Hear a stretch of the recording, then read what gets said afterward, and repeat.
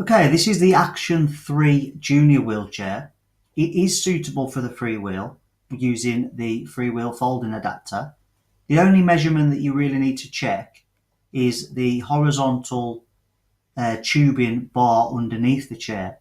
It needs to be at least 2.5 inches in diameter. Now, the clamp of the folding adapter can either go on this horizontal bit or this angled bit. But again, that needs to be 2.5 inch in length.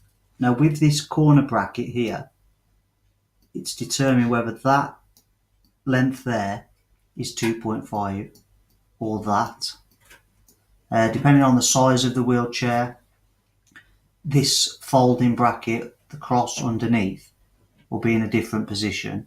So if you take those measurements, if that is 2.5 inch or more, then the Action 3 will be more than suitable for the FreeWheel and the folding adapter.